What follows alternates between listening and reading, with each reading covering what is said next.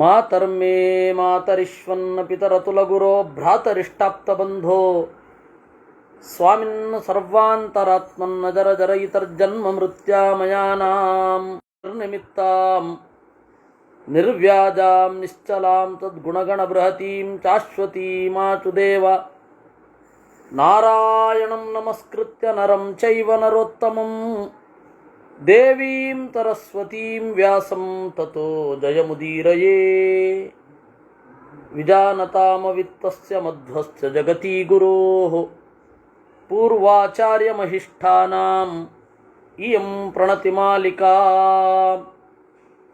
ಪೂರ್ಣಜ್ಞಾನಾಯ ವಿದ್ಮಹೇ ಪೂರ್ಣಾನಂದಾಯ ಧೀಮಹಿ ತನ್ನೋ ವ್ಯಾತ ಪ್ರಚೋದಯಾತ್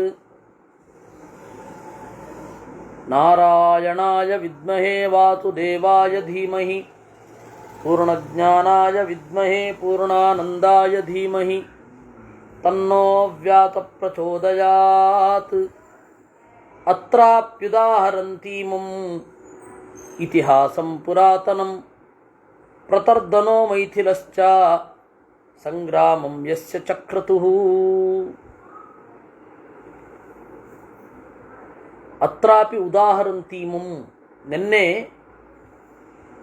ಅಂಬರೀಷ ಹಾಗೂ ಇಂದ್ರರ ಸಂವಾದವನ್ನು ನೋಡಿದೆವು. ಅಂಬರೀಷ ಹೇಳಿದರೆ ಏಕಾದಶಿಯ ಮಹತ್ವವನ್ನು ಜಗತ್ತಿಗೆ ತಿಳಿಸಿದವ. ಆದರೆ ಅವನ ಪೂರ್ವ ಸಂಸ್ಕಾರ ಯುದ್ಧದ ಮಹತ್ವವನ್ನು ಅಲ್ಲಗೆಳೆದು ಮಾತನಾಡುವಂತೆ ಮಾಡಿತು. ಆಗ ಕರ್ಮ ಮುಖ್ಯ ಅಲ್ಲ, ಆ ಕರ್ಮದ ಹಿಂದೆ ಇರುವ ಭಾವನೆ ಅಥವಾ ಅನುಸಂಧಾನ ಬಹಳ ಮುಖ್ಯ ಆಗತ್ತೆ ಅಂತ ಇಂದ್ರ ನಿರೂಪಣೆ ಮಾಡಿದ. ಈ ಹಿನ್ನೆಲೆಯಲ್ಲಿ ಮತ್ತೆ ಇದೇ ತರಹದ ಕಥೆಯನ್ನು ಹೇಳ್ತಾ ಇದ್ದಾರೆ ಭೀಷ್ಮಾಚಾರ್ಯರು. ನೋಡು, ಪ್ರತರ್ಧನ ಮತ್ತು ಮೈಥಿಲ ಅಂದರೆ ಜನಕ. ಜನಕ ಅನ್ನೋದು ಅದು ಸರ್ನೇಮ್, ಅದು ಮನೆತನದ ಹೆಸರು. ಜನಕ ಅಂತ ಒಬ್ಬ ರಾಜ ಅಲ್ಲ. ರಾಘವ ಅಂದರೆ ಹೇಗೆ ಒಬ್ಬ ಅಲ್ವೋ, ರಘುವಂಶದಲ್ಲಿ ಬಂದವರೆಲ್ಲ ರಾಘವರೇ. ಅದಕ್ಕೆ ರಾಘವ ಇಂದ್ರ ಅಂತ ರಾಮನಿಗೆ. ರಾಘವೇಂದ್ರ ಅಂದರೆ ರಾಮನ ಹೆಸರು. ರಘುಕುಲದಲ್ಲಿ ಬಂದವರು ರಾಘವರು. ಆ ರಾಘವರಲ್ಲಿ ಶ್ರೇಷ್ಠನಾದವ ರಾಘವೇಂದ್ರ ಅಂತ ಆಯ್ತಾ. ರಘು ಅಥವಾ ರಾಘವ ಅನ್ನೋದು ಹೇಗೆ ಸರ್ನೇಮೋ ಹಾಗೆ ಜನಕ ಅನ್ನೋದು ಸರ್ನೇಮ್. ಜನಕ ಅನ್ನೋದು ಸರ್ನೇಮ್. ಅವರು ಮಿಥಿಲಾ ಪ್ರದೇಶದಲ್ಲಿ ಇರೋದ್ರಿಂದಾಗಿ Maithila is common name for all those kings. ಮಿಥಿಲಾದಲ್ಲಿ ಇರುವವರು ಮೈಥಿಲರು, ನೇಪಾಳದವರು. ಆ ಪ್ರತರ್ಧನ ಮೈಥಿಲ ಏನಿದ್ದಾನೆ, ಅವರು ಸಂಗ್ರಾಮವನ್ನು ಯುದ್ಧದಲ್ಲಿ ತೊಡಗಿದ್ರು. ಯಜ್ಞೋಪವೀತಿ ಸಂಗ್ರಾಮೇ ಮೈಥಿಲೋ ಜನಕಾತ್ಮಜಃ ಯೋಧಾನ್ ಉದ್ಧರ್ಚಯಾಮಾತ ತನ್ನಿಬೋಧ ಯುಧಿಷ್ಠಿರ. ಯಜ್ಞೋಪವೀತವನ್ನು ತೊಟ್ಟು ಮಿಥಿಲಾ ದೇಶದ ಒಡೆಯ ಸಂಗ್ರಾಮದಲ್ಲಿ ಯೋಧಾನ್ ಉದ್ಧರ್ಚಯಾಮಾಸ, ತಾನೇ ಮುಂದಾಗಿ ನಿಂತು ಯುದ್ಧದಲ್ಲಿ ತನ್ನ ಯೋಧರನ್ನು ಪ್ರೋತ್ಸಾಹಿಸಿದ. ಜನಕೋ ಮೈಥಿಲೋ ರಾಜ ಮಹಾತ್ಮ ಸರ್ವಧರ್ಮವಿತ್ ಯೋಧಾನಾಂ ದರ್ಶಯಾಮಾಸ ಸ್ವರ್ಗಂ ನರಕಮೇವ ಚ. ತನ್ನ ಮಾತಿನ ಮೂಲಕವೇ ಎಲ್ಲ ಯೋಧರಲ್ಲಿ ಸ್ವರ್ಗ ಮತ್ತು ನರಕದ ಬಗೆಗೆ ಸ್ಪಷ್ಟ ಚಿತ್ರಣ ಕೊಟ್ಟ ಅಂತೆ ಅವನು. ಏನು? ಜನಕಃ ಅಭೀತಾನಾಮಿಮೇ ಲೋಕಾಃ ಭಾಸ್ವಂತೋ ಹಂತ ಪಶ್ಯತ ಪೂರ್ಣಾನ್ ಗಂಧರ್ವ ಕನ್ಯಾಭಿಃ ಸರ್ವಕಾಮದುಹೋಕ್ಷಯಾನ್. ಪುಕ್ಕಲರಿಗಲ್ಲ ಈ ಲೋಕ, ಸ್ವರ್ಗಲೋಕ. ನೋಡಿ, ನಿಮಗೆ ದಿವ್ಯ ದೃಷ್ಟಿಯನ್ನು ಕೊಟ್ಟು ನನ್ನ ತಪಸ್ಸಿನ ಬಲದಿಂದ ನಿಮಗೆ ದಿವ್ಯ ದೃಷ್ಟಿ ಕೊಟ್ಟು ತೋರಿಸ್ತೇನೆ. ಈ ಲೋಕ ಸ್ವರ್ಗಲೋಕ, ಗಂಧರ್ವ ಕನ್ಯೆಯರಿಂದ ಕೂಡಿದ ಲೋಕ. ಇದು ಅಭೀತಾನಾಂ ಇಮೇ ಲೋಕಾಹ, ಹೆದರದವರಿಗೆ ಈ ಲೋಕ. ಇಮೇ ಪಲಾಯಮಾನಾನಾಂ ನರಕಾಹ ಪ್ರತ್ಯುಪಸ್ಥಿತಾಹ ಅಕೀರ್ತಿ ಶಾಶ್ವತಿ ಚೈವ ಪತಿತವ್ಯಮನಂತರಂ. ಇನ್ನೊಂದು ಲೋಕ ತೋರಿಸ್ತಾ ಇದ್ದೇನೆ. ಪಲಾಯನ ಮಾಡುವವರಿಗೆ ಈ ಲೋಕ ನರಕ. ಈ ಲೋಕದಲ್ಲಿ ಅಪಕೀರ್ತಿ, ಅವರು ಓಡಿ ಹೋದರು ಅಂತ. ಆಮೇಲೆ ಬೀಳಬೇಕಿಲ್ಲಿಗೆ. ಈ ಲೋಕದಲ್ಲಿ ಯುದ್ಧದಲ್ಲಿ ಸೋತು ಓಡಿ ಹೋಗಿ ಬದುಕಿಕೊಂಡ್ರೂ ಅಪಕೀರ್ತಿ. ಆ ಲೋಕದಲ್ಲಿ ದುಃಖ. ತಾನ್ ದೃಷ್ಟ್ವಾರೀನ್ ವಿಜಯತ ಭೂತ್ವಾ ಸಂತ್ಯಾಗ ಬುದ್ಧಯ ನರಕಸ್ಯಾಪ್ರತಿಷ್ಠಸ್ಯ ಮಾ ಭೂತವಶವರ್ತಿನಃ. ಇದನ್ನೆಲ್ಲ ನೋಡಿಕೊಂಡು ಶತ್ರುಗಳನ್ನು ಗೆಲ್ಲುವ ಬಗ್ಗೆ ಯೋಚನೆ ಮಾಡಿ. ತ್ಯಾಗದಲ್ಲಿ ನಿಮ್ಮ ಬುದ್ಧಿ ಇರಲಿ. ಸನ್ಯಾಸಿಯೋರ್ವ ಸಂಸಾರದ ಮೋಹವನ್ನು ತ್ಯಾಗ ಮಾಡ್ತಾನೆ, ನೀವು ಪ್ರಾಣದ ಮೋಹವನ್ನು ತ್ಯಾಗ ಮಾಡ್ತಾ ಇದ್ದೀರಾ. ನಿಮಗೂ ಅವ್ರಿಗೂ ಏನು ಡಿಫ್ರೆನ್ಸ್? ಯಾವ ಡಿಫ್ರೆನ್ಸೂ ಇಲ್ಲ. ತ್ಯಾಗ ಮೂಲಂ ಹಿ ಚೂರಾಣಾಂ ಸ್ವರ್ಗದ್ವಾರಮನುತ್ತಮಂ. ತ್ಯಾಗ ಮೂಲ. ಯೋಧರಿಗೆ, ಶೂರರಿಗೆ ಸ್ವರ್ಗದ ಬಾಗಿಲು ಯಾವುದು ಅಂತಂದರೆ ತ್ಯಾಗ. ಇತ್ಯುಕ್ತಾಸ್ತೆ ನೃಪತಿನಾ ಯೋಧಾ ಪರಪುರಂಜಯಾ ವಿಜಯಂತರಣೇ ಶತ್ರುನ್ ಹರ್ಷಯಂತೋ ಜನೇಶ್ವರಂ. ಈ ರೀತಿಯಾಗಿ ದೊರೆ ಹೇಳಿದಾಗ ಯೋಧರೆಲ್ಲ ಶತ್ರುಗಳನ್ನು ಗೆದ್ದರು. ತಸ್ಮಾತ್ ತ್ಯಕ್ತಾತ್ಮನಾಂ ನಿತ್ಯಂ ನಿತ್ಯಂ ಸ್ಥಾತವ್ಯಂ ರಣಮೂರ್ಧನಿ. ಅದರಿಂದಾಗಿ ಯುದ್ಧದಲ್ಲಿ ದೇಹದ ಬಗ್ಗೆ ಅಭಿಮಾನವನ್ನು ತೊರೆದು ಇರಬೇಕು. ಗಜಾನಾಂ ರಥಿನಾಂ ಮಧ್ಯೆ ಗಜಾನಾಮನುಸಾದಿನಃ ಸಾದಿನಾಮಂತರೇ ಸ್ಥಾಪ್ಯಂ ಪಾದಾತಮಪಿ ದಂಶಿತಂ. ಆನೆಗಳ ಮತ್ತು ರಥಿಕರ ನಡುವೆ ಕಾಲ್ಬಲವನ್ನು ನಿಲ್ಲಿಸಬೇಕು. ಕಾಲಾಳುಗಳು ಅಂತೇನು ಹೇಳ್ತಾರೆ, ಅವರನ್ನು ನಿಲ್ಲಿಸಬೇಕು. ಏವಂ ಯೋ ವ್ಯೂಹತೆ ರಾಜ ಸ ನಿತ್ಯಂ ಜಯತೆ ರಿಪೂನ್ ತಸ್ಮಾದೇತದ್ವಿಧಾತವ್ಯಂ ನಿತ್ಯಮೇವ ಯುಧಿಷ್ಠಿರ. ಯಾರು ಈ ರೀತಿ ಸೇನೆಯನ್ನು ಆಯಕಟ್ಟಿನಲ್ಲಿ ನಿಲ್ಲಿಸುತ್ತಾನೆ ಅವನೇ ಗೆಲ್ಲೋದು. ಇವತ್ತಿಗೂ ಅವತ್ತಿಗೂ ಅದೇ ಟೆಕ್ನಿಕ್. ಬುಲ್ಡೋಸರ್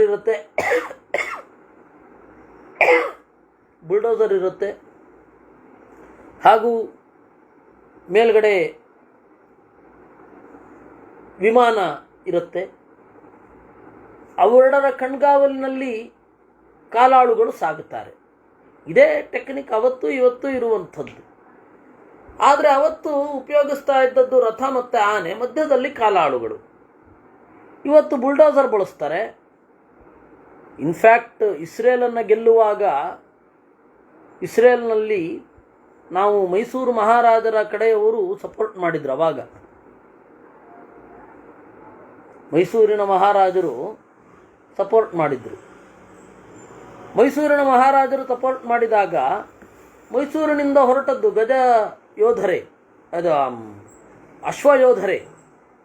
ಅದರಿಂದಾಗಿ ಇಸ್ರೇಲ್ನಲ್ಲಿ ಇವತ್ತಿಗೂ ಕೂಡ ಸ್ಮಾರಕ ಇದೆ. ಮೈಸೂರಿನ ಅರಸರು ಯಾವ ಸೇನೆಯನ್ನು ಕಳುಹಿಸಿಕೊಟ್ಟರು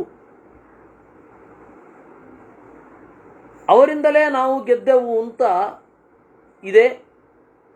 ನೀವು ಅದನ್ನು ಇವತ್ತು ನೋಡಬಹುದು. ತಸ್ಮಾದೇತದ್ವಿಧಾತವ್ಯಂ ಸ್ವರ್ಗೇ ಸುಕೃತಮಿಚ್ಛಂತಹ ಸುಯುದ್ಧೇನಾತಿಮನ್ಯವಃ ಶೋಭಯೇಯುರನೀಕಾನಿ ಸಾಗರಂ ಮಕರಾ ಇವ. ಸ್ವರ್ಗದಲ್ಲಿ ಸ್ಥಾನ ಬೇಕು ಅಂತ ಇರುವವರು ದೇಹಾಭಿಮಾನವನ್ನು ತ್ಯಾಗ ಮಾಡಿ ಮೈಮೇಲೆ ಬಿದ್ದರೆ ಯಾವುದೇ ಸಂದರ್ಭದಲ್ಲಿಯೂ ಗೆಲ್ಲುವ ಸಾಧ್ಯತೆಗಳಿರುತ್ತೆ. ಹರ್ಷಯೇಯುರ್ವಿಕೀರ್ಣಾಂಶ್ಚ ವ್ಯವಸ್ಥಾಪ್ಯ ಪರಸ್ಪರಂ ತೇಷಾಂಚ ಭೂಮಿಂ ರಕ್ಷೇಯು ಭಗ್ನಾನ್ನಾತ್ಯನುಸಾರಯೇತ್. ಬೇರೆ ಬೇರೆ ಆಗಿರುವವರನ್ನು ಒಟ್ಟೈಸಬೇಕು ವ್ಯೂಹದಲ್ಲಿ. ಅವರ ಭೂಮಿಯನ್ನು ರಕ್ಷಣೆ ಮಾಡಬೇಕು. ಪುನರಾವರ್ತಮಾನಾನಾಂ ನಿರಾಶಾನಾಂ ಚ ಜೀವಿತೆ ನವೇಗ ಸುಸಹೋ ರಾಜನ್ ತಸ್ಮಾನ್ನಾತ್ಯನುಸಾರಯೇತ್. ನಿರಾಶರಾಗಿ ಮರಳಿ ಬರುವವರು ಅವರ ವೇಗವನ್ನು ತಡೆಯಲಾಗುವುದಿಲ್ಲ. ನಹಿ ಪ್ರಹರ್ತುಮಿಚ್ಛಂತಿ ಶೂರ ಪ್ರದ್ರವತೋ ಭಯಾನ್ ತಸ್ಮಾತ್ ಪಲಾಯಮಾನಾನಾಂ ಕುರ್ಯಾನ್ನಾತ್ಯನುತಾರಣಂ. ತಲೆ ಸಮ ಇದ್ದವರು ಪುಕ್ಕಲರಾಗಿ ಓಡ್ತಾ ಇರುವವರನ್ನು ಅನುಸರಿಸಿಕೊಂಡು ಓಡಬಾರದು. ಯಾಕೆ ಅಂದರೆ ಯಾವುದೋ ಒಂದು ಹಂತದಲ್ಲಿ ನಮಗೆ ಗೊತ್ತಾಗದಿರುವ ಜಾಗದಲ್ಲಿ ಕರ್ಕೊಂಡು ಹೊಟ್ಟೋದ್ರೆ ಓಡ್ತಾ ಓಡ್ತಾ ಓಡ್ತಾ ಓಡ್ತಾ ಅದರಿಂದಾಗಿ ಬಹಳ ದೂರ ಓಡಬಾರದು. ಹಿಂದೆ ಚರಾಣಾಮಚರಾಸ್ತ್ರಸ್ಥಾ ಅದಂಷ್ಟ್ರಾದಂಷ್ಟ್ರಿಣಾಮಪಿ ಅಪಾಣಯಪ್ಪಾಣಿಮತಾಂ ನರಾಶೂರಸ್ಯ ಕಾತರಾಹ. ನೋಡು, ಓಡಾಡುವ ಪ್ರಾಣಿಗಳಿಂದ ಮರ ಮೊದಲಾದ ಓಡಾಡದ ಪ್ರಾಣಿಗಳಿಗೆ ಭಯ ಇದೆ. ಹಲ್ಲಿರುವ ಪ್ರಾಣಿಗಳಿಂದ ಹಲ್ಲಿರದ ಪ್ರಾಣಿಗಳಿಗೆ ಭಯ ಇದೆ. ಕೈ ಇರುವ ಪ್ರಾಣಿಗಳಿಂದ ಕೈ ಇರದ ಪ್ರಾಣಿಗಳಿಗೆ ಭಯ ಇದೆ. ಆ ರೀತಿ ಶೂರನಿಂದ ಪುಕ್ಕಲರಾದವರೆಲ್ಲರಿಗೂ ಭಯ ಇದೆ. ಸಮಾನ ಪೃಷ್ಠೋ ದರಪಾಣಿಪಾದಾಹ ಪಶ್ಚಾಚ್ಛೂರಂ ಭೀರವೋ ನೂರಜಂತಿ ಅತೋ ಭಯಾರ್ಥಾಃ ಪ್ರಣಿಪತ್ಯ ಭೂಯಃ ಕೃತ್ವಾಂಜಲೇನುಪತಿಷ್ಠಂತಿ ಶೂರಾನ್. ನೋಡಿ, ಎಲ್ಲರಿಗೂ ಕೂಡ ಕೈ, ಕಾಲು, ಹೊಟ್ಟೆ, ಕಿವಿ ಎಲ್ಲ ಕಾಮನ್. ಆದರೆ ಎದೆಯಲ್ಲಿ ಯಾವುದೋ ಒಂದು ಧೈರ್ಯ ಇರುತ್ತಲ್ಲ, ಅವರಿಗೆ ಮಾತ್ರ ಒಂದು ಸ್ಪೆಷಾಲಿಟಿ ಇರುತ್ತೆ. ಅದಕ್ಕಾಗಿ ಹೆದರಿದವರೆಲ್ಲ ಅವ್ರ ಮುಂದೆ ಕೈ ಬಾಗಿ ನಿಲ್ತಾರೆ, ಕೈ ಮುಗಿದು ನಿಲ್ತಾರೆ, ತಲೆಬಾಗಿ ನಿಲ್ತಾರೆ. ಇಲ್ಲ ಅಂದರೆ ಏನು ವ್ಯತ್ಯಾಸ ಶೂರನಿಗೂ ಪುಕ್ಕಲನಿಗೂ? ಇದೇ ಎರಡು ಕೈ ಇರುತ್ತಾ? ಇದೇ ತಲೆ ಇರುತ್ತಾ? ಇದೇ ಶರೀರವಾ? ವ್ಯತ್ಯಾಸ ಏನು? ಮನಸ್ಸಿನ ಒಳಗಿನ ಡಿಫ್ರೆನ್ಸು ದೇಹದ ಡಿಫ್ರೆನ್ಸನ್ನು ಕ್ರಿಯೇಟ್ ಮಾಡುತ್ತೆ. ಮನಸ್ಸಿನ ಒಳಗಿನ ಎತ್ತರ ದೈಹಿಕವಾದ ಕುಗ್ಗುವಿಕೆ, ಬಗ್ಗುವಿಕೆ ಮೊದಲಾದವುಗಳನ್ನು ಉಂಟು ಮಾಡುತ್ತೆ. ಅವನು ನಾನು ದೇಹಾಭಿಮಾನವನ್ನು ತ್ಯಾಗ ಮಾಡಿ ನಿಲ್ತಾನೆ, ಅವನಿಗೆ ದೇಹಾಭಿಮಾನ ಇರುವನು ಬಾಗುತ್ತಾನೆ. ಶೂರಬಾಹುಚು ಲೋಕೋಯಂ ಸರ್ವೋಲಂಬತಿ ಪುತ್ರವತ್ ತಸ್ಮಾತ್ ಸರ್ವೇಷು ಲೋಕೇಶು ಶೂರ ಸನ್ಮಾನಮರ್ಹತಿ. ಶೂರರ ಕೈಗಳಲ್ಲಿ ಇಡೀ ಲೋಕ ಮಕ್ಕಳಂತೆ ಮಲಗಿಬಿಡತ್ತೆ. ಅದರಿಂದಾಗಿ ಎಲ್ಲ ಲೋಕಗಳಲ್ಲಿ ಶೂರನಿಗೆ ಹೆಚ್ಚು ಸನ್ಮಾನ. ನೀವು ಏನೇ ಮಾಡಿ, ಎಷ್ಟೇ ಗೆಲ್ರಿ, ಎಷ್ಟೇ ಟೆಕ್ನಾಲಜಿಯನ್ನು ಕಂಡುಹಿಡಿರಿ, ಧೈರ್ಯ ಇದ್ದವರಿಗೆ ಬೆಲೆ. ಯಾರಿಗೆ ಧೈರ್ಯ ಇಲ್ಲ ಅವ್ರಿಗೆ ಬೆಲೆ ಇರಲ್ಲ. ಅದೇ ಸೂತ್ರವನ್ನು ಸ್ವಲ್ಪ ಕೆಟ್ಟದಾಗಿ ಅಳವಡಿಸ್ಕೊಂಡಿದ್ದಾರೆ ಅಷ್ಟೇ. ಅದು ನೈತಿಕವಾಗಿರಬೇಕು ಅನ್ನೋದೊಂದು ಅಂಶ ಬಿಟ್ಬಿಟ್ಟಿದ್ದಾರೆ ಈ ರೌಡಿಗಳೆಲ್ಲ. ಅಲ್ಲಿಯೂ ಕೂಡ ಯಾರಿಗೆ ಧೈರ್ಯ ಇರುತ್ತೆ ಅವ್ರಿಗೇನೆ ಗೆಲುವಾಗೋದು. ಹಫ್ತಾ ಯಾಕೆ ವಸೂಲಿ ಆಗೋದು? ಇವ್ರಿಗೆ ಧೈರ್ಯ ಇಲ್ಲ, ಅವ್ರಿಗೆ ಧೈರ್ಯ ಇದೆ. ಆದರೆ ಆ ಧೈರ್ಯಕ್ಕೆ ಇನ್ನೊಂದು ನೈತಿಕ ಆಯಾಮವೂ ಬೇಕಾಗತ್ತೆ. ಅದು ಮರ್ತಿರ್ತಾರೆ. ಆದ್ದರಿಂದಾಗಿ ಅವರು ಬೇರೆಯವರಿಗೆ ತಪ್ಪಿಸಿಕೊಂಡು ಓಡಾಡ್ತಾರೆ. ಇಲ್ಲಾಂದರೆ ಬೇರೆಯವರನ್ನು ಕುರಿತು ಯಾಕೆ ತಪ್ಪಿಸ್ಕೊಂಡು ಓಡಾಡಬೇಕು? ರಾತ್ರಿ ಯಾಕೆ ಒದ್ದಾಡಬೇಕು ಅಲ್ವಾ? ಯಾಕೆಂದರೆ ನೈತಿಕತೆ ಇಲ್ಲ. ಆ ನೈತಿಕತೆ ಒಂದು ಕೂಡಿಬಿಟ್ರೆ, ಶೂರರಾದವರಿಗೆ ಪದವಿಯ ಮೂಲಕ ನೈತಿಕತೆ ಬಂದುಬಿಟ್ರೆ ಮುಗಿಯುತ್ತೆ. ಅವರಷ್ಟು ಇನ್ನೊಬ್ರು ಇಲ್ವೇ ಇಲ್ಲ. ಆ ನೈತಿಕತೆ ಇಲ್ಲದೆ ಇರೋದ್ರಿಂದಾಗಿ ಇವರು ಕೆಳಗಡೆ ಬೀಳ್ತಾರೆ, ನೈತಿಕತೆ ಇರೋದ್ರಿಂದಾಗಿ ಶೂರರ ಮೇಲ್ಗಡೆ ಏಳುತ್ತಾರೆ. ಅದರಿಂದಾಗಿ ಶೂರೇ ಸರ್ವಂ ಪ್ರತಿಷ್ಠಿತಂ, ಶೂರನಲ್ಲಿಯೇ ಎಲ್ಲವೂ ನೆಲೆಗೊಂಡಿರುತ್ತೆ ಅಂತ ಹೇಳಿ 90ನೇ ಅಧ್ಯಾಯ. ಯುಧಿಷ್ಠಿರಃ ಕಥಂ ಜಯಾರ್ಥಿನ ಸೇನಾಂ ನಯಂತಿ ಭರತರಜಭಾ ಈಶದ್ಧರ್ಮಂ ಪ್ರಪೀಡ್ಯಾಪಿ ತನ್ಮೇ ಬ್ರೂಹಿ ಪಿತಾಮಹ. ಅದಕ್ಕೆ ಯುಧಿಷ್ಠಿರ ಹೇಳ್ತಾನೆ, ಸೇನೆಯನ್ನು ಹೇಗೆ ಲೀಡ್ ಮಾಡಬೇಕು ಅದನ್ನು ಹೇಳಿ. ಈಶಧರ್ಮಂ ಪ್ರಪೀಡ್ಯಾಪಿ, ಆ ಹಂತದಲ್ಲಿ ಕೆಲವೊಮ್ಮೆ ಧರ್ಮವನ್ನು ಮುರಿಬೇಕಾಗತ್ತೆ, ಆದರೆ ಸೇನೆ ನಡೆಸೋದು ಮುಖ್ಯ ಆಗತ್ತೆ. ನಮಗದ್ರ ಬಗ್ಗೆ ಹೇಳ್ರಿ. ಭೀಷ್ಮ ಸಂತ್ಯೇವ ಹಿ ಸ್ಥಿತಾ ಧರ್ಮೇ ಉಪಪತ್ಯ ತಥಾ ಪರೇ ಸಾಧ್ವಾಚಾರತಯಾ ಕೇಚಿತ್ ತಥೈವ ಔಪಯಿಕಾ ಅಪಿ. ಭೀಷ್ಮರು ಹೇಳ್ತಾರೆ, ಸಂತ್ಯೇವ ಹಿ ಸ್ಥಿತಾ ಧರ್ಮೇ, ಕೆಲವರು ಉಪಾಯದಿಂದ ಧರ್ಮವನ್ನು ಪಾಲನೆ ಮಾಡ್ತಾರೆ.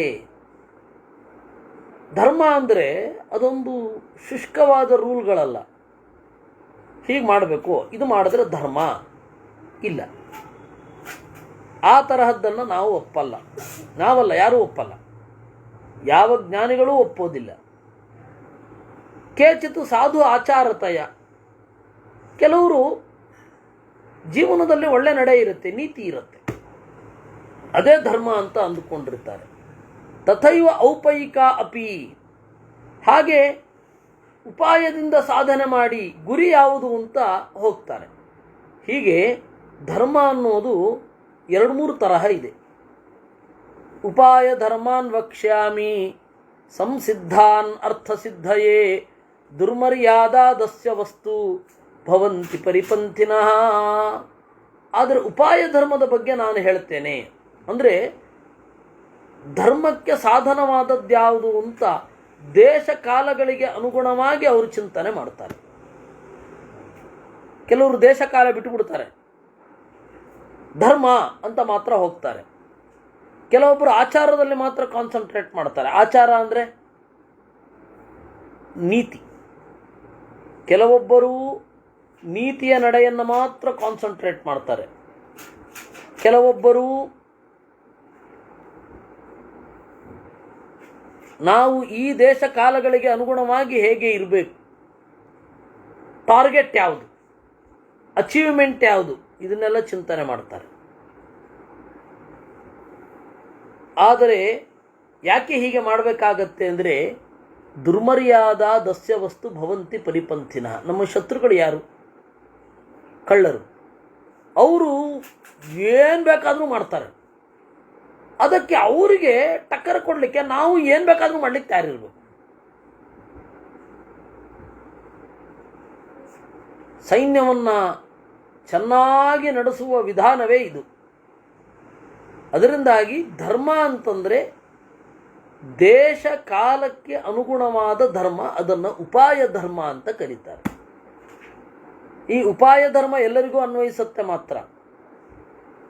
ತೇಷಾಂ ಪ್ರತಿವಿಘಾತಾರ್ಥಂ ಪ್ರವಕ್ಷ್ಯಾಮ್ಯಥನೈಗಮಾನ್ ಕಾರ್ಯಾಣಾಂ ಸಂಪ್ರಸಿದ್ಧ್ಯರ್ಥಂ ತಾನುಪಾಯಾನ್ ನಿಬೋಧ ಮೇ.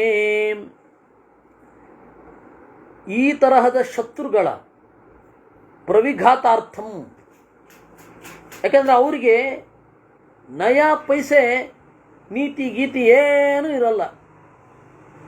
ನೋಡಿ, ನಮ್ಮಲ್ಲಿ ಹೇಳಿದ್ದಾರೆ, ಕಳ್ಳರು ಅಂತಂದರೆ ಅವರಿಗೆ ಒಂದು ನೀತಿ ನೆಲೆಯೇ ಇರೋದಿಲ್ಲ. ಅವ್ರು ಯಾವಾಗ ಬೇಕಾದರೂ ನಮ್ಮ ಕಾಲು ಹಿಡಿತಾರೆ, ಯಾವಾಗ ಬೇಕಾದರೂ ನಮ್ಮ ಕಾಲೇ ತಾಕ್ಬಿಡ್ತಾರೆ. ಇದನ್ನು ನಾವು ಗಟ್ಟಿಯಾಗಿ ಹೇಳಲಿಲ್ಲ. ಅದರಿಂದಾಗಿ ಜಯಚಂದ್ರ ಪೃಥ್ವಿರಾಜ ಚೌಹಾಣನನ್ನು ಹೊಡಿಲಿಕ್ಕೆ ಗೋರಿಯನ್ನು ಕರೆತಂದ. ಗೋರಿಯನ್ನು ಸೋಲಿಸಿದವನು ಬಿಟ್ಟುಬಿಟ್ಟ. ಹಲವಾರು ಬಾರಿ ದಾಳಿ ಮಾಡಿ ಪೃಥ್ವಿರಾಜ ಚೌಹಾಣ್ ಗೆದ್ದ. ಆದರೂ ಕೂಡ ಶರಣಾಗತನಾದವನು ಅಂತ ಬಿಟ್ಟ. ಅವನಿಗೆ ಆ ಮರ್ಯಾದೆ ಎಲ್ಲ ಏನಿಲ್ವೇ ಇಲ್ಲ. ಅತ್ಯಂತ ಕ್ರೂಕ್. ಅವರನ್ನು ಏನು ಮಾಡಬೇಕಿತ್ತು? ಉಪಾಯ ಧರ್ಮದ ಮೂಲಕವೇ ಹೊಡಿಬೇಕಿತ್ತು. ನಾವು ಅದನ್ನು ಹೇಳಲೇ ಇಲ್ಲ. ಇದನ್ನು ಹೇಳಿ ನಮ್ಮ ಪಂಡಿತರೇ ಆತಂಕತ ನಾವು ಅದು ಹಾಗೆ ಇಲ್ವೇ ಇಲ್ಲ ಅಂದ್ಬಿಡ್ತಾರೆ. ಇದೆಲ್ಲ ನೋಡದೇ ಇರುವಂತಹ ಭಾಗಗಳವರೆಲ್ಲ. ಇದು ಸಮಸ್ಯೆ ಆಯಿತು. ನಾವು ಸರಿಯಾಗಿ ಓದದೇನೆ ಮಹಾಭಾರತವನ್ನು ನಾವು ಸರಿಯಾಗಿ ಯೋಚನೆ ಮಾಡದೆ ನಾವು ಸೋತೆವು. ಉಪಾಯ ಧರ್ಮ ಅನ್ನೋ ಒಂದು ಕಾನ್ಸೆಪ್ಟೇ ಗೊತ್ತಿಲ್ಲ ನಮಗೆ ಇವತ್ತು. ಧರ್ಮ ಅಂದ್ರೆ ಏನು ಅಂತ ಕೇಳಿ ಯಾರನ್ನಾದರೂ. ಬೆಳಗ್ಗೆ ಬೇಗ ಎದ್ದು ಸ್ನಾನ ಮಾಡೋದು, ಬೇಗ ಎದ್ದು ಅನ್ನೋದು ಅನ್ನಲ್ಲ, ಬೇಗ ಹೇಳಲ್ಲ. ಬಹಳ ಜನ ಮಡಿವಂತರು ಬೇಗೂ ಹೇಳಲ್ಲ. ಸ್ನಾನ ಮಾಡೋದು, ಇದ್ದಲ ಒಲೆಯಲ್ಲಿ ಅಡಿಗೆ ಮಾಡೋದು, ಅವನ್ನೇ ಧರ್ಮ ಅಂತಲೇ ಅಂದ್ಕೊಂಡಿರೋದು. ಈ ನಾವು ಓದದೇ ಇರೋದ್ರಿಂದಾಗಿ ಈ ಸಮಸ್ಯೆಗಳೆಲ್ಲ ಆಗಿರೋದು. ಉಭೇ ಪ್ರಜ್ಞೆ, ಅದರಿಂದಾಗಿ ನಾನು ಉಪಾಯ ಧರ್ಮಗಳನ್ನು ಹೇಳ್ತೇನೆ ಕೇಳು. ಉಭೇ ಪ್ರಜ್ಞೆ ವೇದಿತವ್ಯೇ ರುಜ್ವಿ ವಕ್ರಾ ಚ ಭಾರತ, ಜಾನನ್ ವಕ್ರಾಂ ನ ಸೇವೇತ ಪ್ರತಿಬಾಧೇತ ಚಾಗತಾಂ. ಉಭೇ ಪ್ರಜ್ಞೆ ವೇದಿತವ್ಯೇ, ನೋಡು ಎರಡು ತರಹದ ಪ್ರಜ್ಞೆ ಇದೆ ಅಂತ ತಿಳ್ಕೊ. ಒಂದು ನೇರವಾದ ನಡೆ, ಇನ್ನೊಂದು ವಕ್ರವಾದ ನಡೆ. ವಕ್ರವಾದ ನಡೆ ಏನಿದೆ ಅದನ್ನು ಮಾಡಬೇಡ. ಆದರೆ ಕಳ್ಳರು ಸುಳ್ಳರು ಇದ್ದಾಗ ಅವರಿಗಿಂತ ವಕ್ರವಾಗು. ಪ್ರತಿಬಾಧೇತ ಚಾಗತಾಂ. ಅಮಿತ್ರಾಣ್ಯೇವ ರಾಜಾನಂ ಭೇದೇನೋಪಚರಂತ್ಯುತ ತಾನ್ ರಾಜನಿಕೃತೀನ್ ಜಾನನ್ ಯಥಾ ಮಿತ್ರಾನ್ ಪ್ರಬಾಧತೆ. ರಾಜರು ಇದ್ದವರಲ್ಲಿ ಒಡಕು ಮೂಡಿಸುವ ಕೆಲಸವನ್ನು ಮಾಡೇ ಮಾಡ್ತಾರೆ. ಶತ್ರುಗಳಲ್ಲಿ ಒಡಕು ಮೂಡಿಸ್ತಾರೆ, ಅವರಲ್ಲಿ ಇವರು ಒಡಕು ಮೂಡಿಸ್ತಾರೆ, ಇವರಲ್ಲಿ ಅವರು ಒಡಕು ಮೂಡಿಸ್ತಾರೆ. ಯಾಕೆ?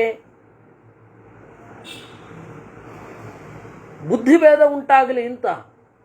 ಒಳಗಡೆಯಿಂದ ಅವ್ಯವಸ್ಥೆ ಆಯಿತು ಅಂದರೆ ಹೊರಗಡೆಯಿಂದ ಯಾರು ಏನು ಮಾಡ್ಲಿಕ್ಕೆ ಸಾಧ್ಯ ಅಲ್ವಾ? ಅವಾಗ ಅವರನ್ನು ಹೊಡಿಲಿಕ್ಕೆ ನಾವು ಕೂಡ ಅದನ್ನೇ ಮಾಡಬೇಕು. ಅದರಿಂದಾಗಿ ಧರ್ಮ ಉಪಾಯ ಧರ್ಮ. ಉಪಾಯ ಧರ್ಮ ಅಂತಂದರೆ ದೇಶ ಕಾಲೋಚಿತವಾದ ಧರ್ಮ. ಯಾರು ಯಾವ ಮಟ್ಟದ ಕ್ರೂಕ್ ಅಂತ ತಿಳಿದುಕೊಂಡು ಅವರನ್ನು ನಿಗ್ರಹ ಮಾಡುವ ಬಗೆ ಏನಿದೆ ಅದೇ ಉಪಾಯ ಧರ್ಮ. ಗಜಾನಾಂ ಪಾರ್ಶ್ವಚರ್ಮಾಣಿ ಗೋವೃಚಾಜಗರಾಣಿ ಚ ಶಲ್ಯಕಂಟಕ ಲೋಹಾನಿ ತನುತ್ರಾಣಿ ಮತಾನಿ ಚ. ನೋಡು, ಗಜಾನಾಂ ಪಾರ್ಶ್ವಚರ್ಮಾಣಿ, ಆನೆಗಳ ಪಕ್ಕೆಲುಬುಗಳ ಚರ್ಮ ನಮಗೆ ರಕ್ಷಣೆ ಮಾಡುತ್ತೆ. ಅದನ್ನು ಕೈಗೆ ಸುತ್ತಿಕೊಂಡು ಅದು ಬ್ಲಾಕ್ ಮಾಡಲಿಕ್ಕೆ, ಅಡ್ಡ ಹಿಡೀಲಿಕ್ಕೆ ಅದನ್ನು ಸುತ್ತಿಕೊಳ್ಳೋದು. ಹೀಗೆ ಇವರು ಶೀಲ್ಡ್ ಅಂತ ಈಗ ಮಾಡ್ತಾರಲ್ಲ, ಆ ಶೀಲ್ಡು ಗ್ರೀಕರಿಂದ ಪ್ರಭಾವಿತವಾದದ್ದು. ನಮ್ಮಲ್ಲಿ ಎರಡೂ ಉಂಟು. ಗಜಾನಾಂ ಪಾರ್ಶ್ವಚರ್ಮಾಣಿ ಗೋವೃಚ ಆಜಗರಾಣಿ ಚ. ಕೆಲವೊಮ್ಮೆ ಎತ್ತಿನದ್ದು ಉಂಟು. ಆಜಗರಾಣಿ ಚ, ಸತ್ತು ಹೋದ ಹೆಬ್ಬಾವಿನ ಚರ್ಮ, ಅದು ಕೂಡ ಆಗಬಹುದು. ಶಲ್ಯಕಂಟಕ ಲೋಹಾನಿ, ಹಾಗೆ ನಮ್ಮ ಕವಚದಲ್ಲಿ ಮುಳ್ಳು ಲೋಹ ಇವುಗಳೆಲ್ಲ ಇರುತ್ತೆ.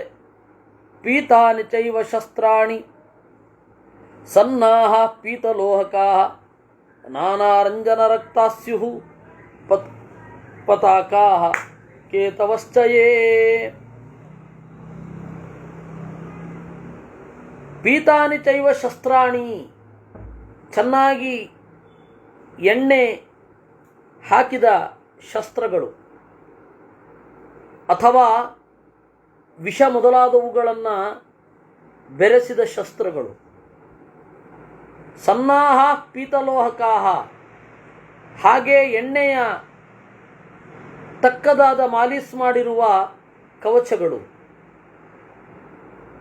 ಹಾಗೆ ಬೇರೆ ಬೇರೆ ತರಹದ ಔಷಧಿಗಳನ್ನು ಒಳಗೊಂಡ ಪತಾಕೆಗಳು ಮತ್ತು ಧ್ವಜಗಳು. ರಿಷ್ಟಿ, ತೋಮರ, ಖಡ್ಗ, ಕೊಡಲಿ, ಫಲಕ ಮತ್ತು ಹಸಿ ಚರ್ಮಾಣಿ, ಕತ್ತಿ ಮೊದಲಾದವುಗಳು. ಇದನ್ನು ಬೇರೆ ಬೇರೆ ತರಹ ಯೋಚನೆ ಮಾಡ್ತಾ ಇರಬೇಕು. ಸುವಿನೀತಾನಿ ಪತ್ರಾಣಿ ಯೋಧಾಶ್ಚಕೃತ ನಿಶ್ರಮಾ ಚೈತ್ರೇವ ಮಾರ್ಗಶೀರ್ಷೇವ ಸೇನಾಯೋಗ ಪ್ರಶಸ್ಯತೆ. ಸುವಿನೀತಾನಿ ಪತ್ರಾಣಿ, ನಾವು ಹೇಳಿದಂತೆ ಕೇಳುವ ಆನೆ ಕುದುರೆಗಳು. ಪತ್ರ ಅಂದರೆ ವಾಹನ ಅಂತ. ಯೋಧಾಶ್ಚ ಕೃತ ನಿಶ್ರಮಾಹ, ಚೆನ್ನಾಗಿ ದೈಹಿಕ ಶ್ರಮವನ್ನು ಮಾಡಿ ಸಜ್ಜಾಗಿರುವ ಯೋಧರು. ಒಂದೋ ಚೈತ್ರ ಮಾಸದಲ್ಲಿ, ಒಂದೋ ಮಾರ್ಗಶೀರ್ಷ ಮಾಸದಲ್ಲಿ ಸೇನೆಯನ್ನು ನಾವು ಇಟ್ಕೊಳ್ಬೇಕು. ಪಕ್ವ ಸಸ್ಯಾಹಿ ಪೃಥಿವೀ ಭವಂತ್ಯಂಬುಮತಿ ತದಾ ನೈವಾತಿ ಶೀತೋ ನಾತ್ಯುಷ್ಣ ಕಾಲೋ ಭವತಿ ಭಾರತ. ಅಷ್ಟು ಹೊತ್ತಿಗೆ ಚೈತ್ರದಲ್ಲಿ ಅಥವಾ ಮಾರ್ಗಶೀರ್ಷದಲ್ಲಿ ನೀರಿರುತ್ತೆ ಚೆನ್ನಾಗಿ. ಗಾಳಿ ತೀರ ಚಳಿಯೂ ಇರೋದಿಲ್ಲ, ತೀರ ಬಿಸಿಯೂ ಇರೋದಿಲ್ಲ. ತಸ್ಮಾತ್ ತದಾ ಯೋಜಯೇತ ಪರೇ ಚಾಮ್ಯತನೇ ಚುವ ಏತೆ ಯೋಗಾಶ್ಚ ಸೇನಾನಾಂ ಪ್ರಶಸ್ತ ಪರಬಾಧನೆ.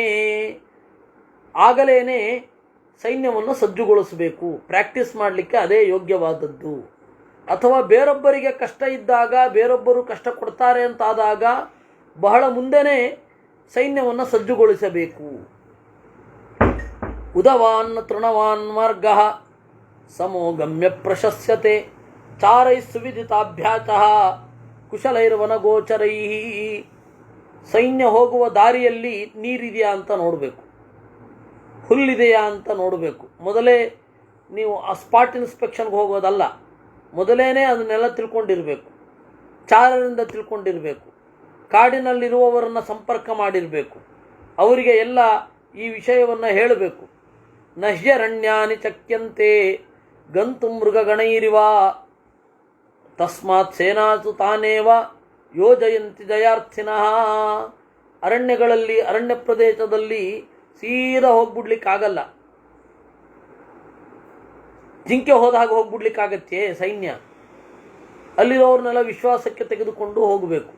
ಯಾಕೆಂದರೆ ದಟ್ಟವಾದ ಕಾಡಿನ ಎಡೆಯಿಂದ ಬಾಣಗಳು ಬಂದು ಇನ್ಯಾವುದಾದರೂ ವಿಷದ ಪ್ರಾಣಿಗಳಿರ್ತವೆ, ಅದನ್ನೆಲ್ಲ ಹಾಕಿದರೆ ಸಾಯ್ತಾರೆ.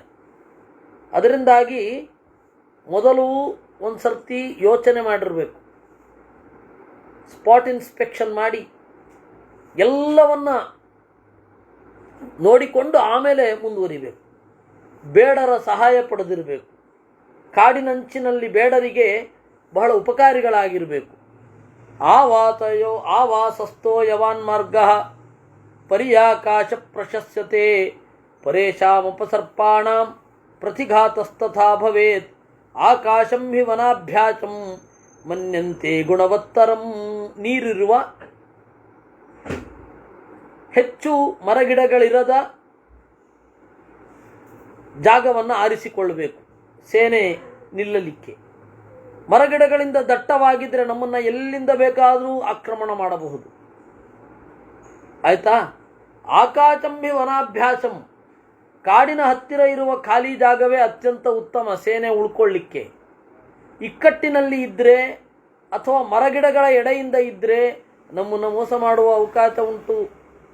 ಬಹುಭಿರ್ಗುಣಜಾತೈಸ್ತು ಯೇ ಯುದ್ಧ ಕುಶಲಾ ಜನಾಃ ಉಪನ್ಯಾಸೋಪಸರ್ಪಾಣಾಂ ಪದಾತೀನಾಂ ಚ ಗೂಹನಂ ಹತಶತ್ರು ಪ್ರತಿಘಾತಂ ಆಪದರ್ಥಂ ಪರಾಯಣಂ. ಕೆಲವೊಮ್ಮೆ ಯುದ್ಧ ಕುಶಲರಾದ ಜನರು ಚೆನ್ನಾಗಿ ಪರಿಚಯ ಇತ್ತು ಅಂದರೆ ಅವರನ್ನೂ ಕೂಡ ವಿಶ್ವಾಸಕ್ಕೆ ತಗೊಂಡಿರಬೇಕು. ಇಲ್ಲ ಅಂತಂದರೆ ಕೆಲವೇ ಮಂದಿ, ಕಡಿಮೆ ಮಂದಿ ನಮ್ಮನ್ನು ಕೊಲ್ಲಬಲ್ಲರು. ಸಪ್ತರ್ಷೀನ್ ಪೃಷ್ಠತ ಕೃತ್ವ ಯುದ್ಧೇಯುರಚಲಾ ಇವ, ಇದು ಅನಿವಾರ್ಯ.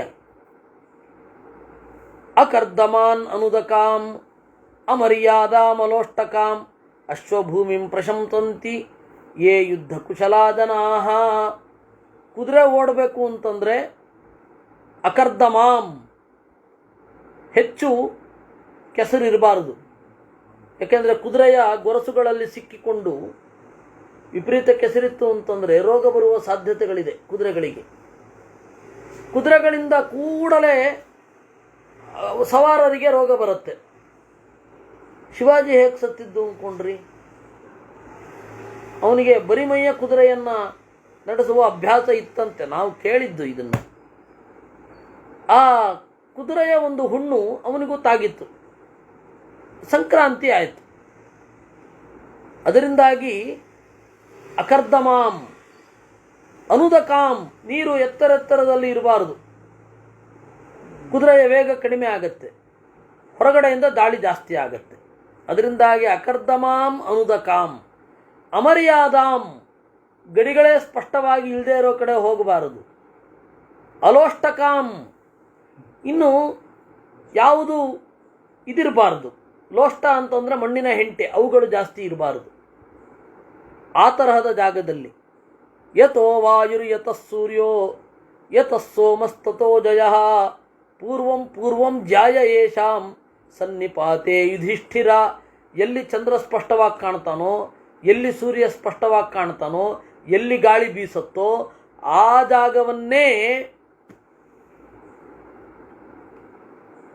ಆರಿಸಬೇಕು ಯುದ್ಧಕ್ಕಾಗಿ, ಬೇರೆ ಅಲ್ಲ. ಸಮಾನಿರುದಕಾಕಾಶ ರಥಭೂಮಿ ಪ್ರಶಸ್ಯತೆ ನೀಚದ್ರುಮಾ ಮಹಾಕಕ್ಷ ಸೋದಕ ಹಸ್ತಿ ಯೋಧಿನಾಂ. ಸಮವಾಗಿ ಇದ್ದು ನೀರಿರದ ಸ್ಫುಟವಾದ ಖಾಲಿ ಬಯಲು, ಅದು ರಥಭೂಮಿ. ಬಹಳ ದಟ್ಟವಾದ ಕಾಡುಗಳಿತ್ತು ಅಂದರೆ, ಹತ್ತಿರದಲ್ಲಿಯೇ ಬಹಳ ಮರಗಳೆಲ್ಲ ಬಾಗಿಕೊಂಡಿದ್ರೆ ಹೋಗಲಿಕ್ಕೆ ಕಷ್ಟ. ನೀಚದ್ರುಮ ಸೋದಕ ಹಸ್ತಿ ಯೋಧಿನಾಂ. ನೀರಿದ್ರೆ ಆನೆಗೆ ಸುಲಭ, ಆನೆಯನ್ನು ಜಾಸ್ತಿ ಕರ್ಕೊಂಡು ಹೋಗಬೇಕು. ಬಹುದುರ್ಗಾ ಮಹಾವೃಕ್ಷ ವೇಣು ವೇತ್ರ ತಿರಸ್ಕೃತ ಪದಾತೀನಾಂ ಸಮಾಭೂಮಿ ಪರ್ವತೋಪವನಾನಿ ಚ. ಇನ್ನು ಪರ್ವತ ಬಹಳ ಇದ್ದರೆ ಕುದುರೆಯನ್ನು ಮತ್ತು ಕಾಲಾಳುಗಳನ್ನು ಕರ್ಕೊಂಡು ಹೋಗಬಹುದು. ಬಿದಿರಿನ ಮೆಳೆಗಳು ಬಹಳ ಇದ್ದರೆ, ಮಹಾವೃಕ್ಷಗಳಿದ್ದರೆ, ಹೀಗೆ ಪದಾತಿ ಬಹುಲಾಸೇನ ದೃಢ ಭವತಿ ಭಾರತ ರಥಾಶ್ವ ಬಹುಲಾಸೇನ ಸುದಿನೇಶು ಪ್ರಶಸ್ಯತೆ. ಬಹಳ ಪದಾತಿಗಳನ್ನು ಯಾವಾಗ ತೆಗೆದುಕೊಂಡು ಹೋಗಬಹುದು ಅಂದರೆ ಸುದಿನೇಶು ಪ್ರಶಸ್ಯತೆ, ಒಳ್ಳೆ ಬೆಳಕು ಇರಬೇಕು, ಸುದಿನ. ಹೀಗಾಗಿ ಯಾವಾಗ ನೀವು ಯಾವ ಸಂದರ್ಭದಲ್ಲಿ ಕಾಲಾಳುಗಳನ್ನು ಬಳಸಬೇಕು, ಯಾವ ಸಂದರ್ಭದಲ್ಲಿ ಕುದುರೆಯನ್ನು ಬಳಸಬೇಕು, ಭೂಮಿಗೆ ಅನುಗುಣವಾಗಿ ನಮ್ಮ ವಸ್ತುಗಳನ್ನು ಬಳಸಬೇಕು. ನೋಡಿ, ಇಸ್ರೇಲ್ ಇಲ್ಲಿ ಏನು ಹೇಳಿದ್ದಾರೆ ಅದನ್ನೇ ಅಲ್ಲಿ ಮಾಡಿದ್ದಾರೆ. ರಥಾಶ್ವ ಬಹುಲಾತೇನ ಸುದಿನೇಚು ಪ್ರಶಸ್ಯತೆ. ರಥ, ಕುದುರೆ ಇವುಗಳೇ ಜಾಸ್ತಿ ಇರಬೇಕು. ಎಲ್ಲಿ ಎಲ್ಲಿ ಸೂರ್ಯನ ಬೆಳಕು ಸ್ಫುಟವಾಗಿ ಬೀಳ್ತಾ ಇರುತ್ತೆ ಅಲ್ಲಿ. ನೋಡಿ, ಕುದುರೆ ತಗೊಂಡೇ ಹೋಗಿ ಮೈಸೂರು ಮಹಾರಾಜರು ಕಳುಹಿಸಿದ ಪಡೆ ಇಸ್ರೇಲನ್ನು ಯಹೂದಿಗಳಿಗೆ ಗೆದ್ದು ಕೊಟ್ಟಿತು. ಯಾಕೆಂದರೆ ಸುದಿನೇ ಅಶ್ವಬಹುಲಾತೇನ ಸುದಿನೇಶು ಪ್ರಶಸ್ಯತೆ. ಪದಾತಿ ನಾಗಬಹುಲ ಪ್ರಾವೃಟ್ಕಾಲೇ ಪ್ರಶಸ್ಯತೆ. ಅಲ್ಲ, ಮಳೆಗಾಲದಲ್ಲಿ ದಾಳಿ ಮಾಡಬೇಕಿರತ್ತೆ, ಅವಾಗ ಮಳೆಗಾಲದಲ್ಲಿ ದಾಳಿ ಮಾಡಬಾರದು ಅಂತನ್ನೋದು ಆದರ್ಶ, ಮಾಡ್ತೇವೆ ಅಂತನ್ನೋದು ಕ್ರಿಕೆಟ್ನೆಸ್. ಅವಾಗ ಏನು ಮಾಡಬೇಕು? ಭೀಷ್ಮಾಚಾರ್ಯರು ಹೇಳಿದ್ರು, ಪದಾತಿ ನಾಗಬಹುಲ, ಕಾಲಾಳುಗಳು ಕುದುರೆ ಮತ್ತೆ ತಗೊಂಡು ಹೋಗಬಾರ್ದು. ನೀವು ಕುದುರೆಯನ್ನು ತಗೊಂಡು ಹೋದರೆ ಅದಕ್ಕೆ ಗೊರಸುಗಳಲ್ಲಿ ಕೆಸರು ಸೇರಿಕೊಂಡು ಅವು ಹುಣ್ಣಾಗಿ ಆ ಹುಣ್ಣು ಸೈನಿಕರ ಮೇಲೆ ಪರಿಣಾಮ ಬೀರುತ್ತೆ. ಅದಕ್ಕೆ ಆನೆ ಮಾತ್ರ ತಗೊಂಡು ಹೋಗ್ಬೇಕು ಅವಾಗ. ಮತ್ತು ಕಾಲಾಳುಗಳನ್ನು ತಗೊಂಡು ಹೋಗಬೇಕು. ಗುಣಾನೇತಾನ್ ಪ್ರಸಂಖ್ಯಾಯ ದೇಶ ಕಾಲವು ಪ್ರಯೋಜಯೇತ್. ಅದರಿಂದಾಗಿ ಗುಣಾನೇತಾನ್ ಪ್ರಸಂಖ್ಯಾಯ, ದೇಶ ಕಾಲಗಳ ಅರಿವಿರದ ಯಾವುದೂ ಕೂಡ ಅಸಂಗತವೇ. ದೇಶಕಾಲವಿರದ ಧರ್ಮ ಅದು ಅಸಂಗತ. ಉಪಾಯ ಧರ್ಮವನ್ನೇ ನೀವು ಪಾಲನೆ ಮಾಡಬೇಕು. ಮೊದಲು ಅಲ್ಲಿ ಹೇಳಿದ್ರು, ಕೆಲವರು ಧರ್ಮ ಅಂದರೆ ನೀತಿ ಅಂತ ಅಂದ್ಕೊಂಡಿದ್ದಾರೆ. ಕೆಲವರು ಧರ್ಮ ಅಂತ ಹೇಳಿದ್ರೆ ಅವರು ಉಪಪತ್ತಿ ತರ್ಕದ ಮೂಲಕ ಇದು ಧರ್ಮ ಹೌದಾ ಅಲ್ವಾ, ಯಾವುದನ್ನು ಮಾಡಿದ್ರೆ ಯಾವುದು ಸೆಟ್ ಆಗತ್ತೆ, ಟಾರ್ಗೆಟ್ ಏನು ಅಚೀವ್ ಆಗತ್ತೆ ಅಂತ ನೋಡ್ಕೊಳ್ತಾರೆ. ಆ ಉಪಾಯ ಧರ್ಮವನ್ನೇ ಕ್ಷತ್ರಿಯರು ಪ್ರಿಫರ್ ಮಾಡಬೇಕಾದದ್ದು ಅಂತ ಹೇಳ್ತಾರೆ. ಇದು ಎಲ್ಲರಿಗೂ ಅನ್ವಯ. ಇವತ್ತು ಧರ್ಮದ ಹಿನ್ನೆಲೆಯಲ್ಲಿ ಉಪಾಯವನ್ನು ಪರಿಗಣಿಸಲೇಬೇಕು. ವೆರಿ ಫಸ್ಟ್ ಡೈಲಾಗ್ ವಾಸ್,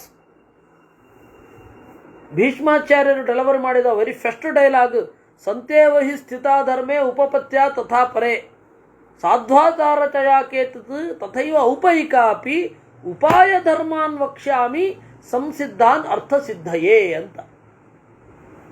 ಅದರಿಂದ ನಾವು ಇದನ್ನೆಲ್ಲ ಬಿಟ್ಟೆವು.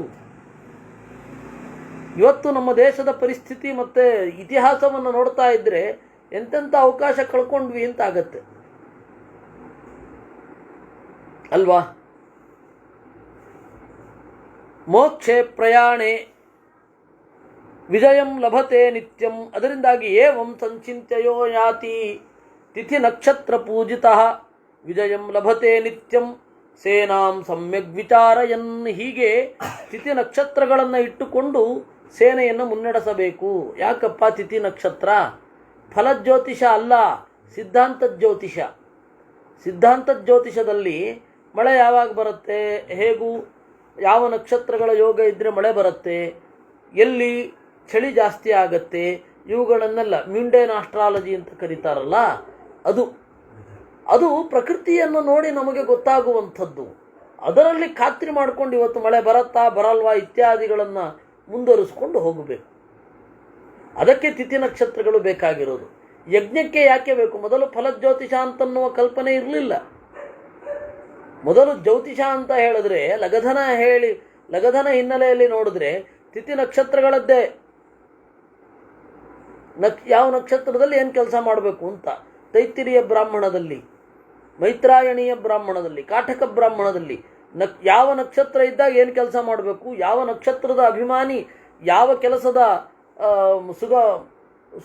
ಸುಲಭತೆಗೆ ಅನುವು ಮಾಡಿಕೊಡ್ತಾನೆ, ಇವುಗಳನ್ನೆಲ್ಲ ನೋಡಬೇಕಾಗತ್ತೆ.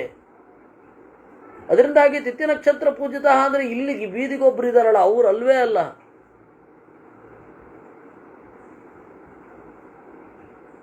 ಅದು ವೇದಾಂಗ ಜ್ಯೋತಿಷ ಅಲ್ವೇ ಅಲ್ಲ. ಅದು ಈಗ ಫಲಜ್ಯೋತಿಷ ಹೇಳ್ತಾ ಇರೋದು. ವೇದಾಂಗ ಜ್ಯೋತಿಷ ಯಾವುದು ಅಂದರೆ ತಿಥಿ ಏನು, ನಕ್ಷತ್ರ ಏನು, ಮಳೆ ಬರುತ್ತಾ ಬರಲ್ವಾ, ಯಾವ ರೀತಿಯಾದ ವಾತಾವರಣ ಇದೆ, ಇದನ್ನೆಲ್ಲ ನೋಡಿಕೊಂಡು ಪ್ರವೃತ್ತವಾಗುವಂಥದ್ದು. ಪ್ರಸುಪ್ತಾನ್ ಸ್ತೃಷಿತಾನ್ ಶ್ರಾಂತಾನ್ ಪ್ರಕೀರ್ಣಾನ್ ನಾಭಿಘಾತಯೇತ್ ಮೋಕ್ಷೆ ಪ್ರಯಾಣೆ ಚಲನೆ ಪಾನ ಭೋಜನ ಕಾಲಯೋ. ಮಲಗಿದವರನ್ನ, ಬಾಯಾರಿದವರನ್ನ, ದಣಿದವರನ್ನ ಹೊಡಿಬಾರದು. ಬಿಡುವಾಗ, ಪ್ರಯಾಣ ಮಾಡುವಾಗ, ಕುಡಿಯುವಾಗ, ತಿನ್ನುವಾಗ ಪ್ರತನುಕೃತಾನ್, ಬಹಳ ಕಡಿಮೆ ಜನ ಇರ್ತಾರೆ, ಅಂಥವರನ್ನು ಕೊಲ್ಲಬಾರದು. ಅವಿಶ್ರಬ್ಧಾನ್ ಕೃತಾರಂಭಾನ್ ಉಪನ್ಯಾತ ಪ್ರತಾಪಿತಾನ್ ಬಹಿಶ್ಚರಾನ್ ಉಪನ್ಯಾತಾನ್ ಕೃತ್ವಾ ವೇಶ್ಮಾನುತಾರಿಣಃ. ಯಾರನ್ನು ಹೊಡಿಬೇಕು? ಕೃತಾರಂಭಾನ್, ಕೆಲಸ ಶುರು ಮಾಡಿಬಿಟ್ಟಿರ್ತಾರೆ. ಉಪನ್ಯಾಸ ಪ್ರತಾಪಿತಾನ್, ಉಪನ್ಯಾಸ ಅಂದರೆ ಇಲ್ಲಿ ಮಾತು ಅಂತ ಅರ್ಥ ಅಲ್ಲ. ಹೊರಗಡೆ ರಿಸರ್ವ್ಡ್ ಆರ್ಮಿ ಇದೆ ಎನ್ನುವ ಭಯದಿಂದ, ಧೈರ್ಯದಿಂದ ಮುಂದುವರಿದವರು ಅವರು ಉಪನ್ಯಾಸ ಪ್ರತಾಪಿತರು ಅಂತ ಕರೀತಾರೆ. ಉಪನ್ಯಾಸ ಅಂದರೆ ಹಿಂದಿಯ ಉಪನ್ಯಾಸವೂ ಅಲ್ಲ, ಕನ್ನಡದ ಉಪನ್ಯಾಸವೂ ಅಲ್ಲ. ಉಪನ್ಯಾಸ ಅನ್ನೋದಕ್ಕೆ ಸೈನ್ಯದ ಪರಿಭಾಷೆಯಲ್ಲಿ ರಿಸರ್ವ್ಡ್ ಆರ್ಮಿ ಅಂತ. ಅದಿದೆ ಅನ್ನುವ ಧೈರ್ಯದಿಂದ ಯಾರು ಯುದ್ಧ ಮಾಡ್ತಾ ಇರ್ತಾರೆ ಅವ್ರನ್ನ ಹೊಡಿಬೇಕು. ಬಹಿಶ್ಚರಾನ್ ಉಪನ್ಯಾತಾನ್ ಕೃತ್ವಾ ವೇಶ್ಮಾನುತಾರಿಣಃ ಪರಿಚರ್ಯಾವರೋದ್ಧಾರೋ ಏಕೆ ಏಚ ಕೇಚನವಲ್ಗಿನಃ. ಇನ್ನು ಪರಿಚರ್ಯಾವರೋದ್ಧಾರ, ಸೈನಿಕರಲ್ಲಿ ಯಾರು ಭೇದವನ್ನು ಬಿತ್ತುತ್ತಾರೆ ಅವರನ್ನು ಸಹಿಸಬಾರದು. ಅನೀಕಮ್ಯೆ ಪ್ರಭಿಂದಂತಿ ಭಿನ್ನಂ ಸಂಸ್ಥಾಪಯಂತಿ ಚ ಸಮಾನಾಚನಪಾನಾಸ್ತೆ ಕಾರ್ಯಾದ್ವಿಗುಣವೇತನಾ. ವ್ಯಾಸತೀರ್ಥರು ಇದೇ ಕೆಲಸ ಮಾಡಿದ್ದು. ಅನೀಕಮ್ಯೆ ಪ್ರಭಿಂದಂತಿ, ಯಾರು ಮುಂದೆ ನಿಂತು ಸೇನೆಯನ್ನು ಕುರಿತು ಹೋರಾಡ್ತಾರೆ. ಸಮಾನಾತನ ಪಾನಾಸ್ತೆ, ಅವರಿಗೆ ಉನ್ನತ ಅಧಿಕಾರಿಗಳ, ಅಂತಹ ಕಾಲಾಳುಗಳಿಗೆ ಉನ್ನತ ಅಧಿಕಾರಿಗಳ ಸ್ಥಾನಮಾನ ಕೊಡಬೇಕಂತೆ. ಸಮಾನ ಅಚನ ಪಾನಾಸ್ತೆ ಕಾರ್ಯಾದ್ವಿಗುಣ ವೇತನಾಹ, 2 ಪಟ್ಟು ಹೆಚ್ಚಿನ ಸಂಬಳವನ್ನು ಕೊಡಬೇಕು ಅವರಿಗೆ. ಯಾರು ಮುಂಚೂಣಿಯಲ್ಲಿ ನಿಂತು, ಫ್ರಂಟ್ ಲೈನಲ್ಲಿ ನಿಂತು ಫಸ್ಟ್ ಫೈರ್ ಶುರು ಮಾಡಿ ಅಥವಾ ಫಸ್ಟ್ ಅಟ್ಯಾಕ್ ಮಾಡಿ ಎದುರುಗಡೆಯ ಸೇನೆಯನ್ನು ಭೇದಿಸ್ತಾರೆ, ಅವರಿಗೆ ಈ ತರಹದ ಸ್ಥಾನಮಾನವನ್ನು ಕೊಡಬೇಕು. ಜಾತಿ ಗೋತ್ರಂತ್ಯ ವಿಜ್ಞಾಯ ಕರ್ಮಚಾನುತ್ತಮಂ ಶುಭಂ ಸಮಾನ ದೇಹ ರಕ್ಷಾಸ್ತೆ ಕಾರ್ಯಾದ್ವಿಗುಣವೇತನಾ. ಇನ್ನು ಗೋತ್ರವನ್ನು ನೋಡಿ ಉನ್ನತವಾದ ಕರ್ಮವನ್ನು ತಿಳಿಯಿರಿ, ಅವರಿಗೂ ಕೂಡ 2 ಪಟ್ಟು ಹಣವನ್ನು ಕೊಡಬೇಕು. ದಶಾಧಿಪತಯ ಕಾರ್ಯಾ ಶತಾಧಿಪತಯಸ್ತದಾ ತತಃಸಹಸ್ರಾಧಿಪತಿಂ ಕುರಿಯಾಚ್ಛೂರಮತಂದ್ರಿಣಂ. 10 ಜನರನ್ನು ನೋಡಿಕೊಳ್ಳುವ ವ್ಯಕ್ತಿಯಿಂದ ಶುರು ಮಾಡಿಕೊಂಡು, ತಳವಾರಿನಿಂದ ಶುರು ಮಾಡಿಕೊಂಡು ಢನಾಯಕನ ತನಕ ಬೇರೆ ಬೇರೆ ಕೇಡರ್ ಇರಬೇಕು. ಢನಾಯಕ ಅಂದರೆ ಸೇನಾಪತಿ, ಬೇರೆ ಬೇರೆ ಕೇಡರ್ ಇರಬೇಕು. ಯಥಾ ಮುಖ್ಯಾನ್ ಸನ್ನಿಪಾತ್ಯ ವಕ್ತವ್ಯಂ ಸಂಶಯಾಮಹೇ ಯಥಾ ಜಯಾರ್ಥಂ ಸಂಗ್ರಾಮೇ ನ ಜಹ್ಯಾಮ ಪರಸ್ಪರಂ. ಯಾವುದೇ ಕಾರಣಕ್ಕೂ ವಕ್ತವ್ಯಂ ಸಂಶಯಾಮಹೇ, ಹೇಳಬೇಕಾದದ್ದನ್ನು ಸಂಶಯದಲ್ಲಿ ಹೇಳಬಾರದು. ಸ್ಫುಟವಾದ ಆಜ್ಞೆ ಇರಬೇಕು, ಸ್ಫುಟವಾದ ಅಣತಿ ಇರಬೇಕು. ಮೊದಲು ಅದಕ್ಕೆ ನಮ್ಮಲ್ಲಿ ಕ್ಲಾರಿಟಿ ಬೇಕು. ಜಯಕ್ಕಾಗಿಯೋ ಅಥವಾ ಬೇರೆ ಯಾವುದೋ ಕಾರಣಕ್ಕಾಗಿ ನಾವು ಒಡೆಯುವುದಿಲ್ಲ ಅಂತ ಒಂದು ಒಪ್ಪಂದ ಇರಬೇಕು. ಯಹೈವತೆ ನಿವರ್ತಂತಾಂ ಯೇ ಚ ಕೇಚನ ಭೀರವಃ ನ ಘಾತಯೇಯು ಪ್ರದರಂ ಕುರ್ವಾಣಾಸ್ತು ಮುಲೇತತಿ. ಸ್ಪಷ್ಟವಾಗಿ ಹೇಳಬೇಕು. ನೋಡಿ, ಭಯ ಆಗೋದಾದರೆ ಈಗಲೇ ಹೊರಟು ಬಿಡಿ. 3 ಜನ 4 ಜನ ಆದರೂ ನಾವು ಭಯ ಇಲ್ಲದೆ ಇರೋರು ಹೋಗ್ತೀವಿ ಅಂತ ಹೇಳಿಬಿಡ್ಬೇಕು.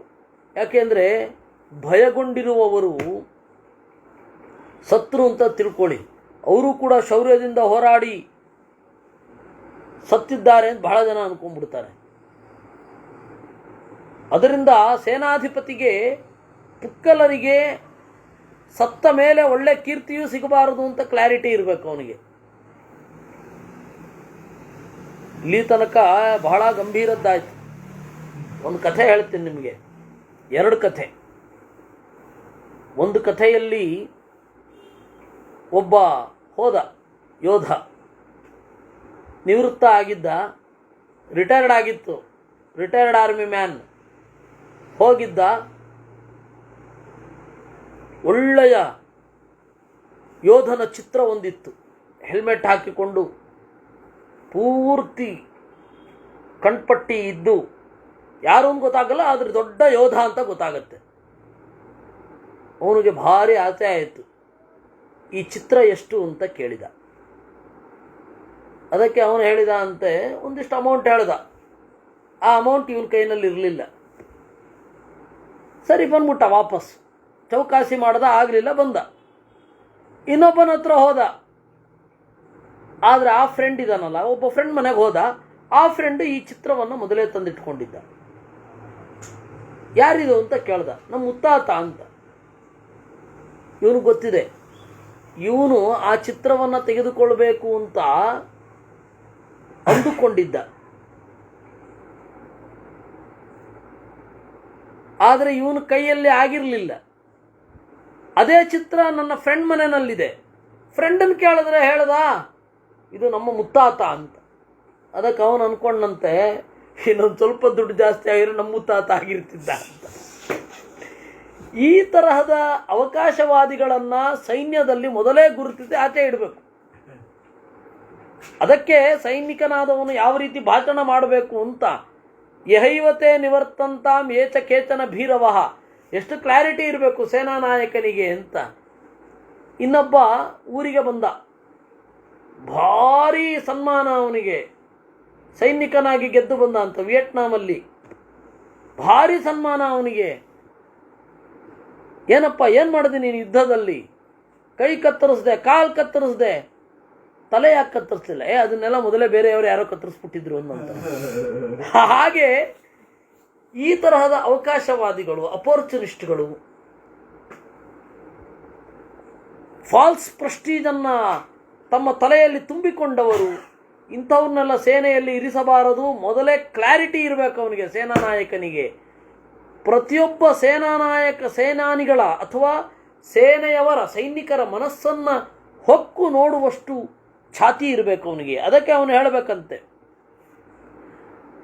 ನ ಘಾತಯೇಯುಪ್ರದರಂ ಕುರುವಾಣಾಸ್ತು ಮುಲೇತತಿ ಆತ್ಮಾನಂ ಚ ಸ್ವಪಕ್ಷಂಚ ಪಾಲಯನ್ ಹಂತಿ ಸಂಜುಗೇ.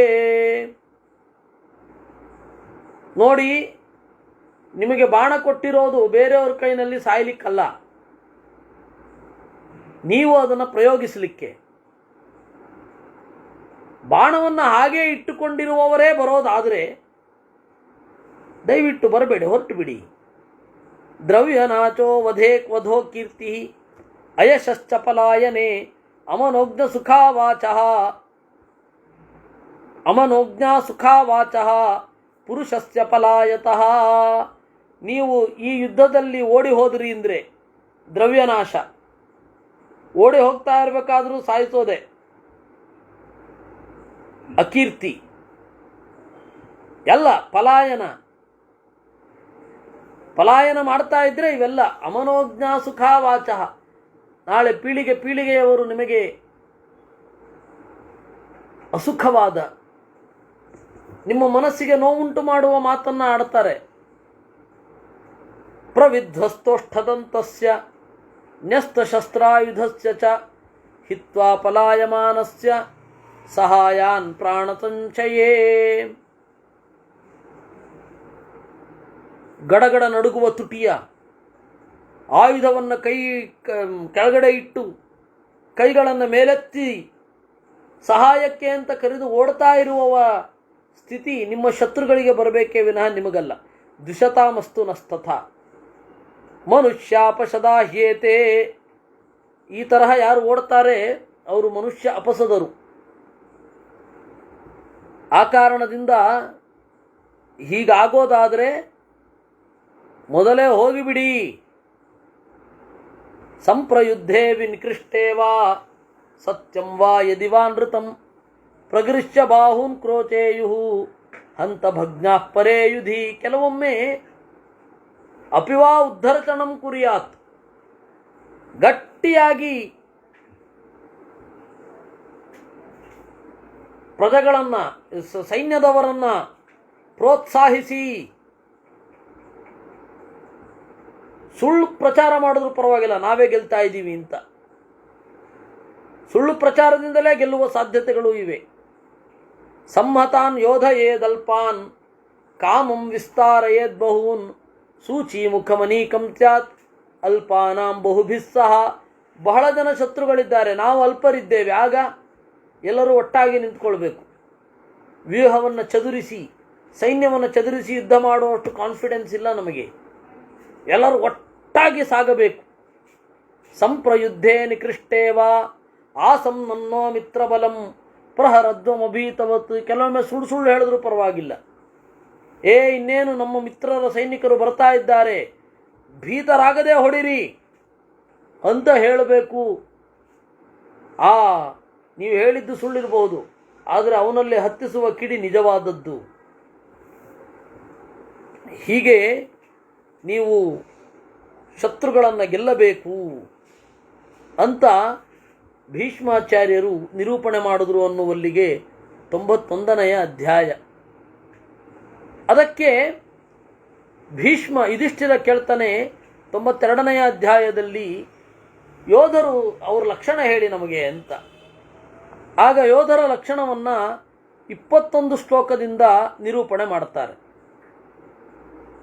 ಅದನ್ನು ನಾವು ನಾಳೆ ನೋಡೋಣ ಅಂತ ಹೇಳ್ತಾ ಇವತ್ತಿನ ಚಿಂತನೆಯನ್ನು ದೇವರಲ್ಲಿ ಸಮರ್ಪಣೆ ಮಾಡೋಣ. ಕೃಷ್ಣಾರ್ಪಣಮಸ್ತು.